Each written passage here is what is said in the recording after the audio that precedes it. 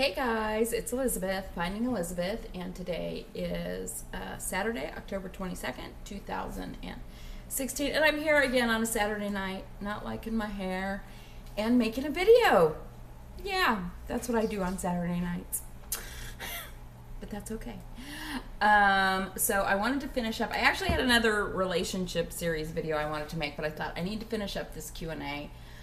So I can announce a winner in my regular update video on Monday. So I decided to do this instead. So now I'm going to the questions that I had on YouTube, and I'm sorry if I repeat something, a question from the last video. Since I did those last week, I don't totally remember the questions. But I'm going to start out with, God, my hair is bugging me. I'm going to start out with questions from, question from Cindy Y. She wants to know... She has a couple questions. Number one, are there times that you're surprised at the amount of food you can eat? Yes, when it is something that I really shouldn't be eating. Like, not that I shouldn't be eating popcorn, but I can eat a whole bag, like not a little bag, a big bag of Skinny Pop. That's like 500 calories. I can eat all kinds of cookies. I can eat, yeah, really cookies and popcorn and chips. I can sort of eat an unlimited amount of, which is not good. Don't try this at home if you haven't already. Do you ever just want to quit vlogging and move on like nothing has ever happened to you, meaning weight loss surgery? No, because I vlog primarily for me and my accountability. So, you know, there are some times when Monday comes around, I'm like, I don't really want to do this, or a Sunday and the Naked Truth comes around, and it's like, I don't really want to do this, but ultimately I get so much more back from this and from all of you, and the accountability, I really believe, is a key factor in me maintaining a 100-pound weight loss for 2 years and a 200-pound weight loss for 1 year. So, no. Do you sometimes feel like some people are waiting to see you fail? No, I have never once felt that. If there are people out there, could be the people who, like the one person who always gives me a thumbs down on my videos, have at it. But no, I have never once felt like anybody is waiting to see me fail. I have feel like there is so much encouragement and love in this community, and it is often what keeps me going when I don't feel like it. So no, I have never felt that anybody is waiting to see me fail. I'm curious to hear if other people feel that.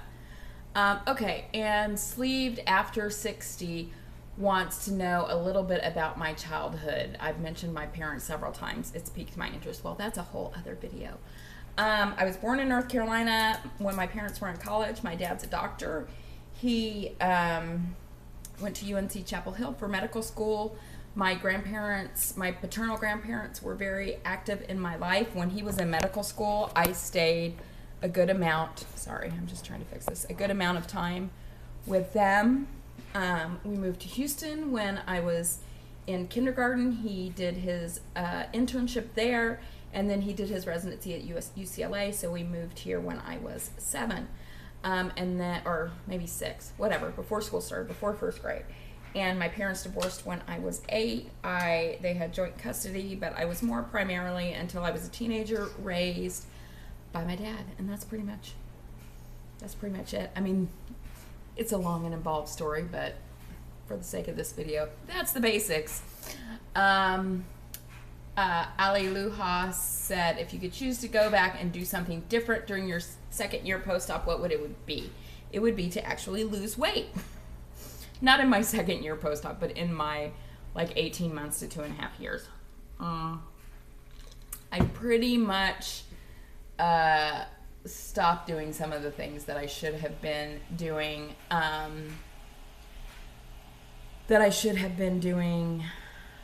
this whole time.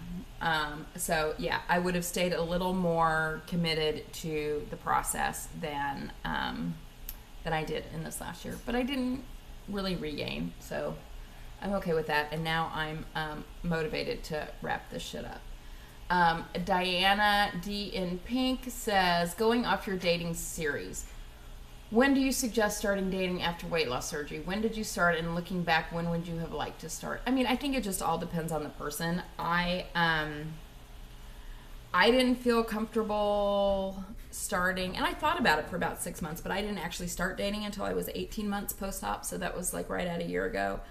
I think it really depends on the person. I mean, I had a lot of weight to lose. I was 400 pounds to start with, and still am not at goal. So some of you guys who are starting at smaller weights, I mean, get to goal in 6 to 9 months or 33 weeks if you're Scotty, RNY, whatever. And he started at 400 pounds too, but he's a guy.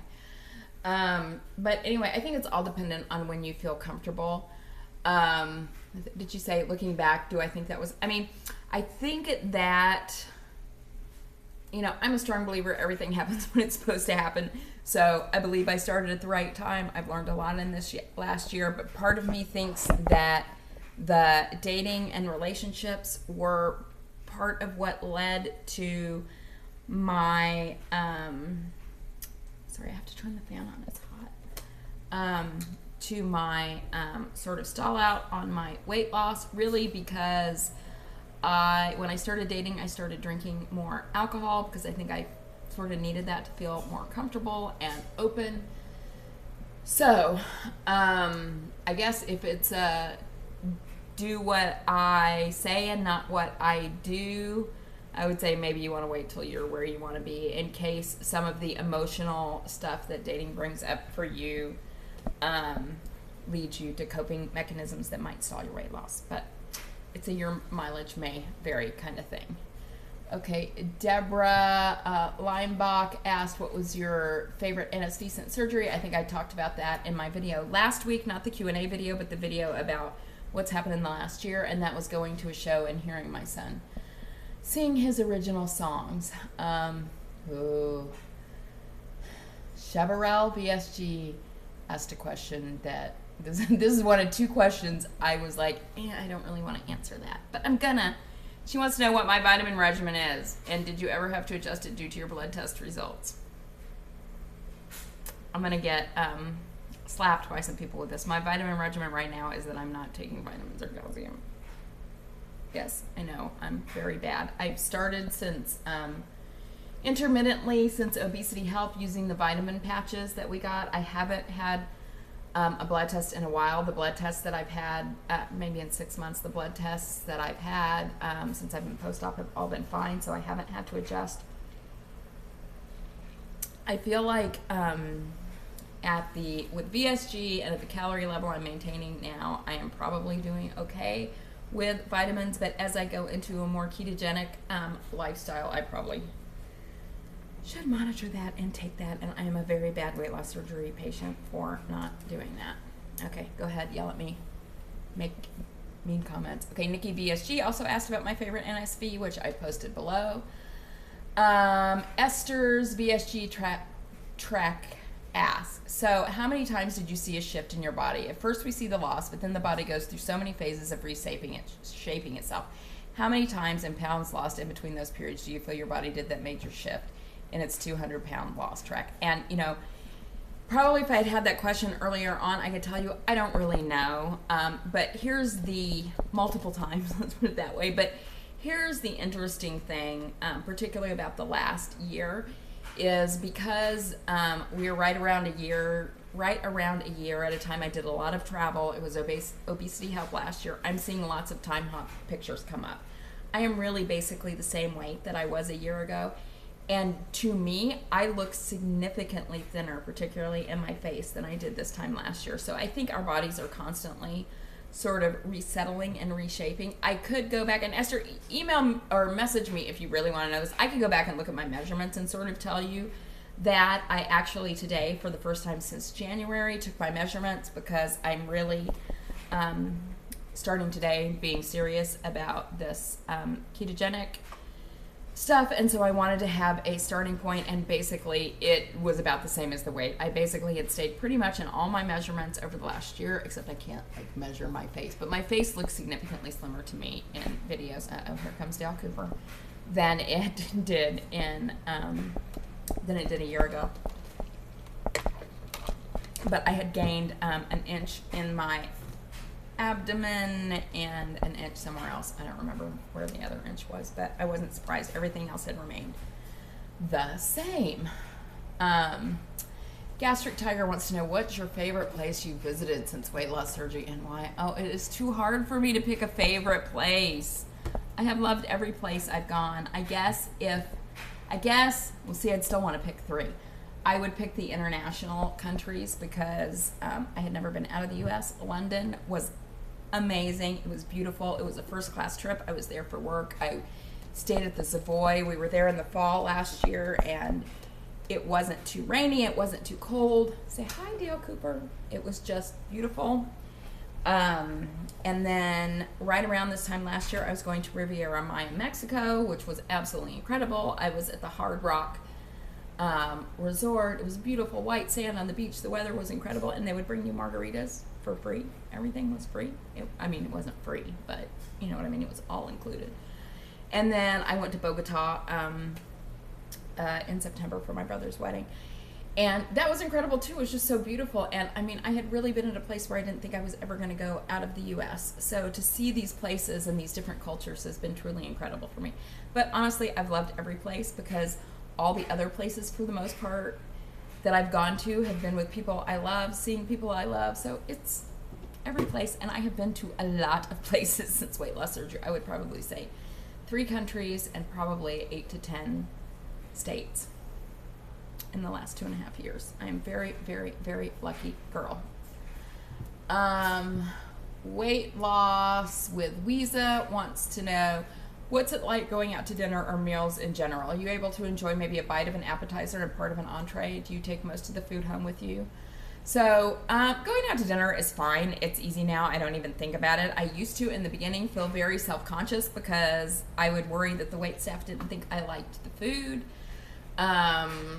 Usually I'll take food home. Like yesterday, I went out to lunch with a friend. I had shrimp tacos. I ate the inside of the tacos and the beans, and I left the tortillas and the rice, and it basically looked like my plate was still full.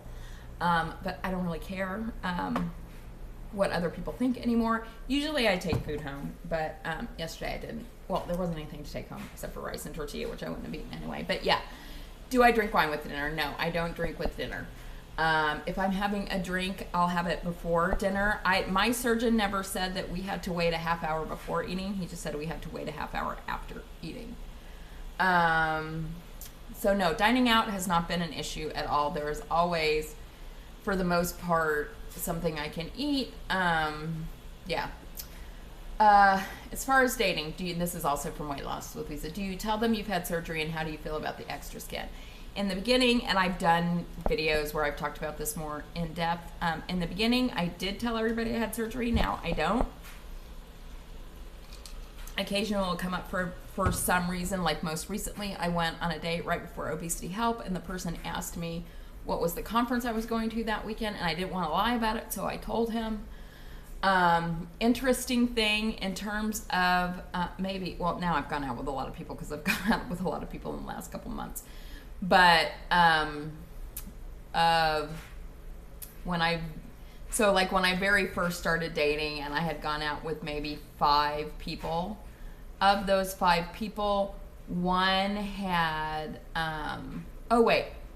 so of that initial 5 people, one had just ended a relationship with somebody who had weight loss surgery, and the other one, actually Brian, his mom had weight loss surgery, which I found interesting. And then somebody I went out with maybe 2 weeks ago, his sister had also had weight loss surgery, and it actually, it was a sad story, not about complications of weight loss surgery, but she ended up passing away. So that was very sad and very weird. And that was another case where anyway, too long of a story. Anyway, I don't really tell them now. How do I feel about the extra skin? How does that work in intimate situations? I would imagine it's better to have loose skin versus lots of fat. I have never been too concerned about my loose skin. I'm not crazy about it, but for having lost as much weight as I have, it's not that bad, probably because I've exercised pretty consistently throughout the process. The only time I was worried about it was with Brian, because I really liked him and had an investment in it, and so before I knew he was going to see it, I basically said to him, I've lost a lot of weight. I didn't tell him how much until after we had been dating for a while, but I said I've lost a lot of weight. I'm, I guess I was 49 when I met him. I'm 49 years old. I had a baby. I look like somebody who's lost a lot of weight. I work out a lot, and I intend to at some point have plastic surgery, but that's the facts. And he had a really sweet response to that, which made me feel much better about it. But generally, I'm like, you know what? It doesn't bother me that much. And I still have enough fat. Like, what bothers me, probably my arms and my side boobs bother me the most. I mean, I still have enough fat in my stomach that it's there. I mean, there is a loose skin there for sure, and it hangs down, but it's not like just empty skin flopping around. Okay, that's probably more information that you wanted to know. Tara Thrives wants to know, how many more questions? Oh, we got a lot of questions still.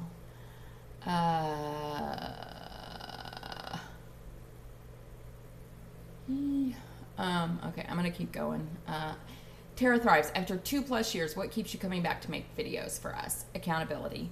I have always said that I'm gonna make videos for at least 6 months after I hit my goal. And because I love you guys, obviously. Kimberly's VS Journey wants to know, what do you eat this far out from surgery? Protein and produce predominantly, and occasional ice cream and bourbon. But anyway, that's another story. I'm kidding. I feel like I'm missing questions in here because there was one question that I know I didn't want to answer and I'm not seeing it. Okay. Gretchen BSG wants to know, what activity do you want to do in NSV that you haven't done yet and wouldn't have been able to do pre-op? I still want to do zip line. I was going to do it in New Hampshire, but I didn't. Mummy Kim wants to know, what first prompted you to get weight loss surgery? I was 400 pounds. And it's a long story. It took me a long time and 20 years to get to the point of actually having weight loss surgery. But really, it was that finally I was like, my son's going to be leaving home, and I'm going to turn into a crazy cat lady if I don't do something about this. Green Machine BSG Aussie wants to know, what is your big hairy ass goal, the one big thing you have yet to achieve or want to do? Get to my goal weight, which right now is 175 pounds. Hello VSG wants to know, how long do you plan to continue to make videos, which I already answered, 6 months after I reach my goal. And then who knows? I mean, who knows? We'll see. Dennis Finet wants to know, what's been your favorite NSV post-op? I already answered that. C. Jane Shrink says, where have you always wanted to travel to but never been? Hawaii. I've never been to Hawaii. Tahiti and Greece. Those are on my bucket list, and New Orleans. Macaroni and Sleeve wants to know, are you still getting weird flowers on your front porch? No, and I did figure that out for those who want to know. I would find this summer was a shitstorm for me, and I was very sad and very depressed. And it seemed like on the days I was most sad, I would find a plumeria in front of my door, not in a vase or anything, but like a perfect plumeria. And I had taken pictures and posted some of them online. And I just couldn't understand it. And they both, plumerias had a connection both with my son's dad and with Brian. And so it was really kind of bizarre and weird, and it always just made me feel a little bit better. Eventually what I found out, but this is still weird, is the person, I live on the second floor, which is actually it's sort of like the third level, but it's the second floor. But anyway, and one of the people below me had a plumeria plant on their patio, and I realized that like towards the very end of summer, and I guess, I don't know how, but the flowers were blowing up my stairs. I don't know, it was weird, but it was very lovely. And actually my tattoo that I'm going to get is going to be a plumeria and a word. Okay, we still have a lot. Okay, I'm going to stop this and do one more, but I'm going to do it tonight so I can announce the winner tomorrow. Okay, bye guys.